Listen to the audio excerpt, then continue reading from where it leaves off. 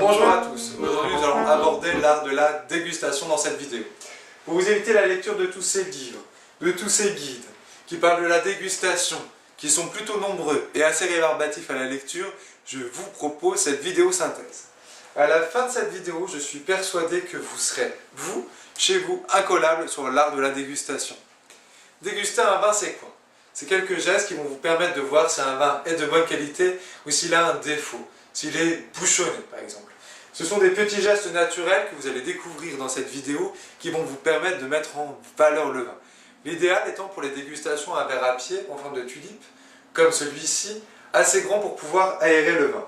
On l'appelle le verre INAO, verre officiel de la dégustation, que vous retrouverez sur la plupart des salons auxquels je suis persuadé que vous participerez. L'idéal, et je pense que vous serez d'accord avec moi, est d'avoir une dégustation agréable. Et donc, il faut donc penser que le verre doit vous mettre dans des conditions favorables à la découverte du vin et de ses arômes. Comment tenir son verre? Je suis sûr que c'est une question que vous devez vous poser chez vous. Vous ne buvez pas un alcool fort. Je vous conseille donc de tenir votre verre par le pied comme ceci. Pourquoi? Parce que vous pourriez salir le verre, ce qui peut toujours être un petit peu embêtant, ou alors en le tenant ainsi, vous allez réchauffer le vin qui est bien meilleur à température ambiante. Je peux vous l'assurer. Je vais maintenant aborder les différentes étapes de la dégustation. C'est peut-être un petit peu bête de le rappeler, mais une dégustation fait appel à vos sens. Nous allons notamment faire appel à 3 de vos sens lors de cette dégustation qu'il va bien falloir suivre dans cet ordre bien précis. Le premier étant votre vue, ensuite nous ferons appel à votre odorat et enfin à votre goût.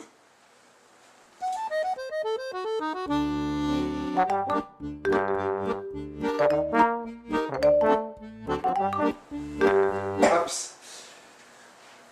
Préparez-vous maintenant à réaliser un voyage sensoriel autour de la dégustation. On vous parle peut-être souvent d'arômes primaires, d'arômes secondaires, voire d'arômes tertiaires. Mais qu'est-ce que c'est? Je vous pose la question. C'est un vocabulaire un petit peu technique sur la diversité des arômes. L'arôme primaire est tout simplement dû au cépage ou au terroir et apporte ses notes fruitées ou florales dans les vins. L'arôme secondaire, c'est cet accent un peu plus beurré dans les vins blancs par exemple. Et l'arôme tertiaire qui est vraiment l'arôme du vieillissement que vous retrouverez plutôt dans les vins rouges avec son côté de sous-bois, le côté un peu plus boisé.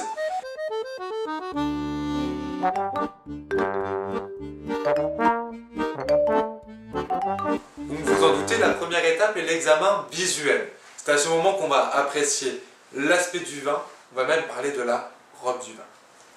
Donc il va vous falloir incliner le verre à 45 degrés, à peu près comme ceci, vers une surface blanche ou une source de lumière pour bien voir la couleur du vin. On va regarder dans un premier temps la limpidité du vin, c'est-à-dire la présence de particules dans le vin. On peut dire qu'il est limpide ou qu'il est trouble. Moi, personnellement, le mien est plutôt limpide. On va regarder ensuite le liquide en bordure du verre, cet aspect un peu brillant qui va révéler une certaine acidité et qui apportera de la vivacité en bouche. On peut dire s'il est très brillant qu'il est cristallin, brillant ou encore éclatant. En revanche, s'il ne brille pas, nous dirons qu'il est plutôt terne, mat ou encore éteint. Ce vin est plutôt cristallin. Passons maintenant à l'examen de la robe et de son intensité. Elle peut être pâle, moyenne ou encore intense. Moi, le mien est plutôt intense. Il faut savoir que la robe évolue avec le temps. Pour les rouges, par exemple, s'il est violacé ou rouge rubis, nous dirons que c'est un vin jeune. S'il est plutôt tuilé, nous dirons que c'est un vin âgé. Pour les blancs, en revanche, s'il est jaune au reflet vert, nous dirons que c'est un vin jeune, ambré ou roux, vin plutôt âgé. La couleur nous renseigne donc sur l'âge et le niveau d'épanouissement du vin. Maintenant, redressez votre verre comme ceci et regardez ce qu'il se passe le long de la paroi. Le vin va glisser en formant des gouttes que l'on appelle des larmes. On parle alors de la rondeur, si les lames sont plutôt importantes, autrement nous parlerons de la vivacité. Donc si je récapitule, rien que sur le vin, nous pouvons voir sa limpidité, sa vivacité, son intensité, connaître son âge et savoir s'il va être rond en bouche ou pas.